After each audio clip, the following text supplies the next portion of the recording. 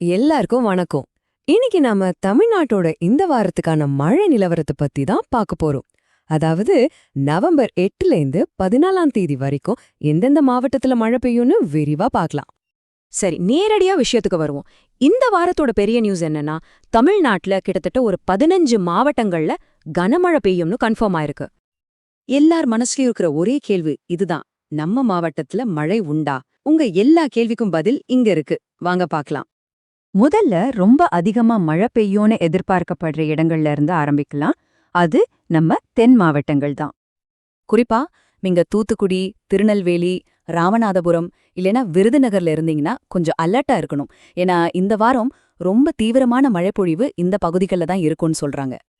இந்த மழை எப்படி பெய்ய போகுதுங்கிறது தான் இங்க சுவாரஸ்யமே.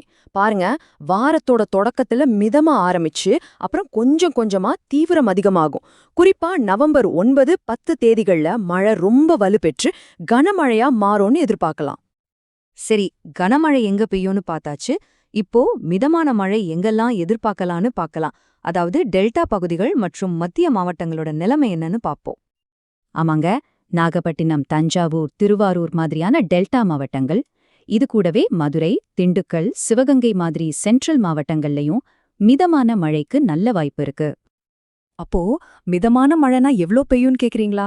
வானிலை ஆய்வாளர்கள் சொல்றதுபடி சுமார் 2-4 சென்டிமீட்டர் வரைக்கும் மழை இருக்கலாம். இது தொடர்ந்து பெய்யற மழையா இருந்தாலோ பெரிய பாதிப்பு எதுவும் இருக்காது. சரி, இப்போ வரைக்கும் உங்க மாவட்டத்தோட பேர் வரலையேன்னு யோசிக்கிறீங்களா? கவலைப்படாதீங்க, மத்த மாவட்டங்களோட நிலைமை என்னன்னு இப்ப பார்க்கலாம். சென்னை, காஞ்சிபுரம், வேலூர், சேலம்னு மத்த வடக்கு மேற்கு மாவட்டங்கள்ல இருக்கிறவங்களுக்கு இது ஒரு நல்ல செய்திதான். உங்களுக்கு வானிலை பெருசா மாறாது, அங்கங்க லேசான தூறல் வர வாய்ப்பு இருக்கு, அவ்வளவுதான். இப்ப பாருங்க, இதுதான் இந்த வாரத்துக்கான வானிலையில இருக்கிற முக்கியமான வித்தியாசம்.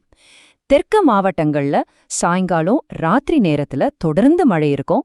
ஆனா மத்த வடக்கு மேற்கு மாவட்டங்கள்ல பகல்ல நல்ல வெயில் இருக்கும், ராத்திரியில மட்டும் லேசா மழை வரலாம். அப்போ விஷயம் மழை பெய்யுமா இல்லையாங்கிறது மட்டும் இல்ல, எப்போ பெய்யுங்கிறது தான் ரொம்ப ரொம்ப முக்கியம். ஏன்னா இந்த மழை ஒரு குறிப்பிட்ட பேட்டர்னை ஃபாலோ பண்ணுது. இங்க நீங்க புரிஞ்சுக்க வேண்டிய முக்கியமான விஷயம் என்னன்னா, மழை நாள் முழுக்க பெய்யாது. பகல் நேரத்துல பெரும்பாலும் வெயில் இல்லனா மேகமூட்டமா தான் இருக்கும். சாயங்காலம் தான் மழை ஆரம்பிச்சு ராத்திரி நேரத்துல தான் தீவிரமாகும். இன்னும் தெளிவா சொல்லணும்னா, இந்த மழை அளவுகளை இப்படி புரிஞ்சுக்கலாம். லேசான மழைனா சும்மா அப்பப்ப தூறல் மட்டும்.